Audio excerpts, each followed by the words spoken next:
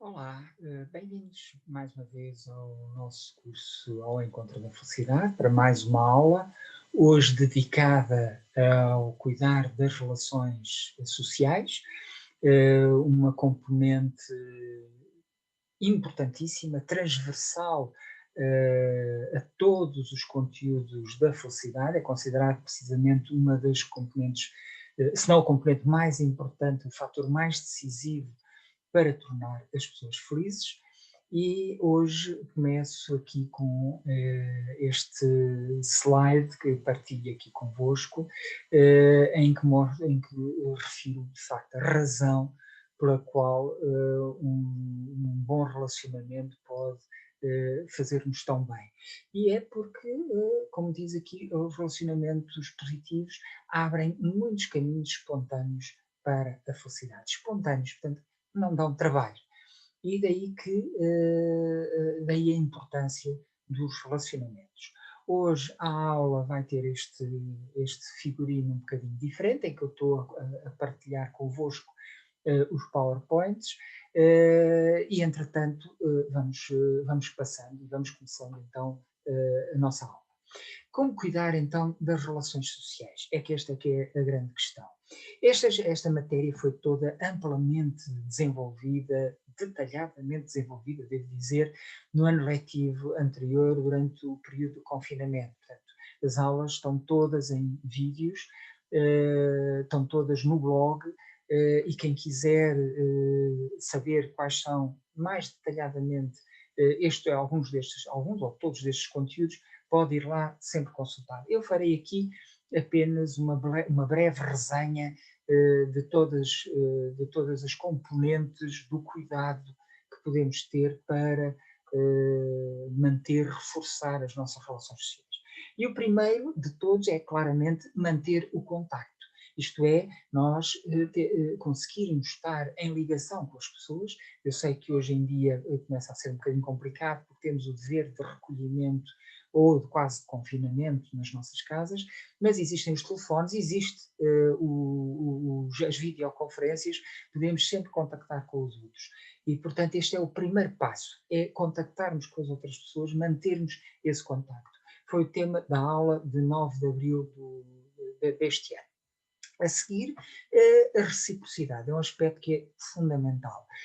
Desenvolvi nessa mesma aula a questão de que devemos exigir, tanto de nós próprios como dos outros, que haja reciprocidade. É uma reciprocidade dinâmica, isto é, nem sempre é possível manter um equilíbrio perfeito. Algumas vezes sou eu que dou mais e recebo menos, outras vezes será outra pessoa que dá mais e eu recebo mais. Portanto, este é um equilíbrio que tem que ser dinâmico, mas no cômputo geral tem que haver reciprocidade para a relação ser de facto gratificante e fazer-nos bem. Depois, uma componente fundamental é a escuta ativa. Não é uma simples escuta, escutar apenas é algo de passivo, aqui fala-se de uma coisa mais ativa.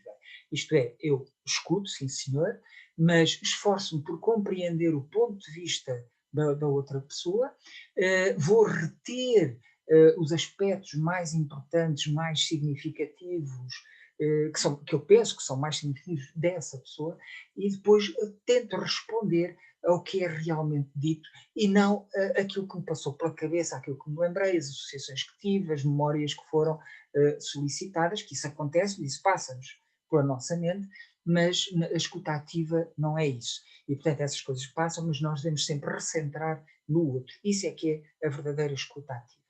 E, claro, depois de fazer uma escuta ativa, será também a nossa vez de falar. E para isso também há técnicas e há cuidados. Para vos dar dois exemplos, enfim, muito simples. Uma técnica, a técnica de fazer perguntas. Quando falamos, em vez de fazermos uma afirmação convicta, que pode ser até entendida como sendo algo agressiva, eu posso pôr sempre sob a forma de pergunta, em vez de uma afirmação. E também um cuidado que eu posso ter também é nunca fazer afirmações acerca de outra pessoa. Se eu tenho que fazer afirmações face acerca de mim, isto é, digo, por exemplo, eu estou a sentir que há qualquer coisa que não está bem, o que é que se passa contigo?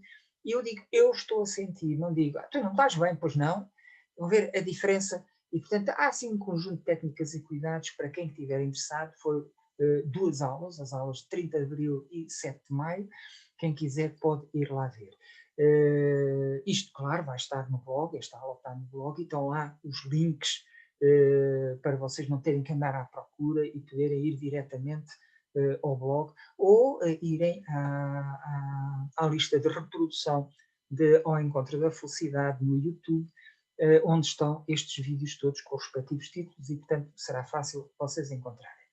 Seguidamente, eu consideraria e achei muito importante que num bom relacionamento não chega a ouvir aquilo que é dito. É preciso ouvir aquilo que a pessoa está a sentir, aquilo que ela quer dizer no fundo, aquilo que às vezes nem ela própria tem consciência. E isto é o que eu chamo ouvir as emoções.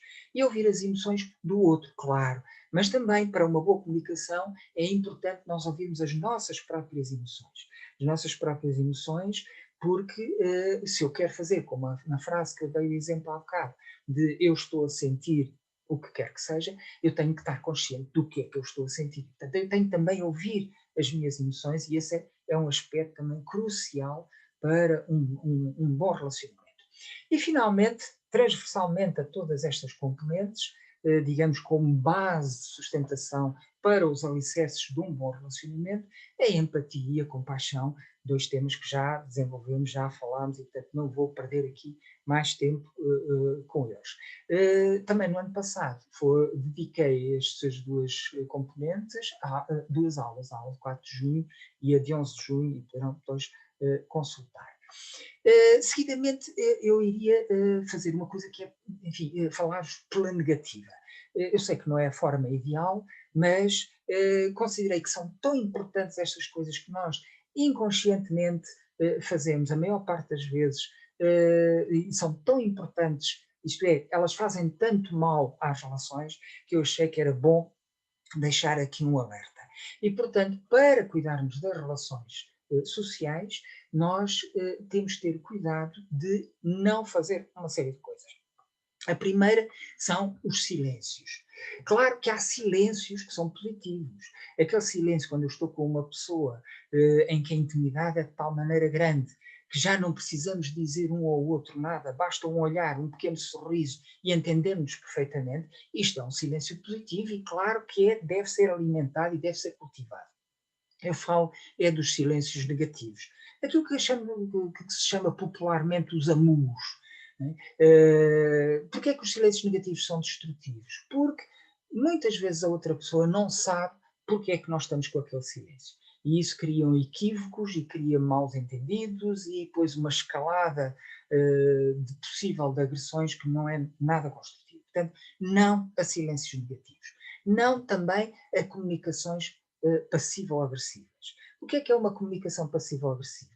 É aquela que aparentemente é uma comunicação pacífica, mas que nós, embora não tenhamos nenhum dado concreto para o provar, mas nós sentimos que há ali uma agressão. É no género quando alguém pergunta, olha, passa-se alguma coisa? Eu? Comigo nunca se passa nada. Eu estou sempre bem. Não tenho nada, eu não sei porque é que estás a fazer essa pergunta. Ok? Isto é uma comunicação passivo-agressiva.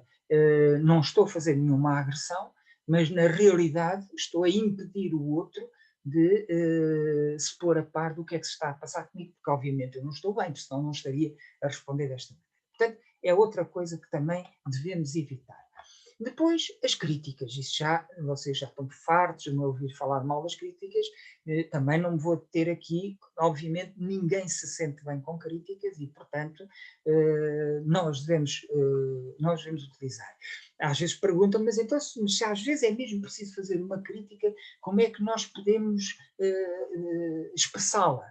E eu respondo sempre através de uma pergunta. Olha, eu não percebo muito bem porque é que tu fizeste isto. Há alguma razão? E isto permite à pessoa explicar-se, à pessoa defender-se, sem estar a sentir que está a ser vítima de uma agressão. É uma forma de chamar a atenção da pessoa muito menos agressiva do que a crítica. Depois, os sarcasmos. Os sarcasmos, o que é que são os sarcasmos? Os sarcasmos são um grau um nível acima da crítica. É a crítica para ter piada. É claro que a outra pessoa não acha piada nenhuma, ou quando somos nós que somos vítimas de sarcasmo, não achamos piada absolutamente nenhuma, porque não tem, porque é de facto uma crítica, só que está escondida debaixo enfim, de uma aparente divertimento, e não é um aparente divertimento, é de facto uma agressão. E, portanto, também é outra coisa a evitarmos. E, finalmente, as agressões explícitas. Qualquer tipo de agressão verbal explícita que façamos, obviamente, não serve para cuidarmos das relações sociais. Haverá outras componentes negativas, todos nós temos alguma experiência delas, principalmente quando a outra pessoa nos responde menos bem.